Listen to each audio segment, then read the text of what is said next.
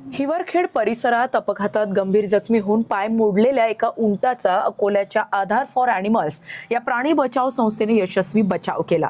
राजस्थानमधील काही लोक हा उंट महाराष्ट्रात घेऊन आले होते, मात्र अपघातात उंटाचा पाय मोडल्याने तो चालण्यास असमर्थ झाला आणि त्यानंतर त्याला हिवरखेड परिसरातील एका सुनसान ठिकाणी निर्दयपणे सोडून देण्यात आले।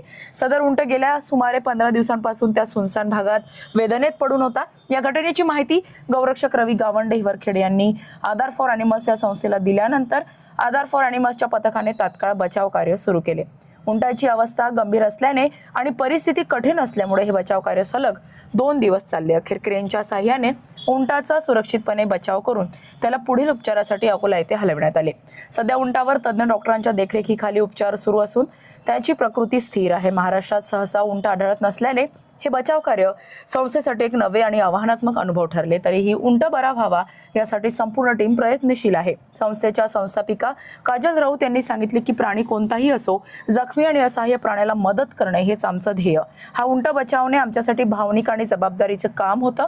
या बचाव कार्यामध्ये आधार फॉर ॲनिमल्सच्या संस्थापिका काजल राऊत, सदस्य राज शर्मा, सारंग उमाळे, ऋतिक बाघरेचा, देवेश खंडेलवाल यांच्यासह डॉक्टर प्रवीण बोले आणि डॉक्टर शशिकांत काळे, आदर्श गौरक्षण संस्थान यांनी विशेष परिश्रम घेतले। आधार फॉर ॲनिमल्स ही संस्था जखमी, अपंग व दुर्लक्षित प्राण्यांचे बचाव कार्य करून त्यांना उपचार व कायमस्वरूपी आश्रय देण्याचे कार्य सातत्याने करत आहे।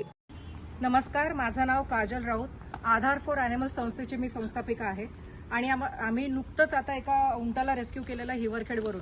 गेल्या 5 वर्षापासून आम्ही भटके प्राणी आहेत, त्यांना काही दुखापत झाली तर त्यांना रेस्क्यू करतो, त्यांची ट्रीटमेंट करतो। पण पहिल्यांदाच आम्हाला असा अनुभव आला की एवढ्या मोठ्या प्राण्याला आम्ही रेस्क्यू केलेला आहे। सहसा उंट हा महाराष्ट्रात मिळत नाही आणि सहसा कोणी वागवत नाही, म्हणून आमच्यासाठी पण हा एक नवीन एक्सपिरियन्स होता।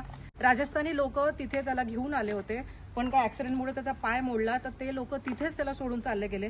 गेल्या 15 दिवसापासून तो एकाच ठिकाणी बसलेला होता। पण काल रविभाऊ गावंडे गौरक्षक आहेत हिवरखेडच्या, त्यांनी आम्हाला फोन केला आणि आम्ही त्यांच्या मदतीने आमची पूर्ण टीम हिवरखेडमध्ये पोहोचली।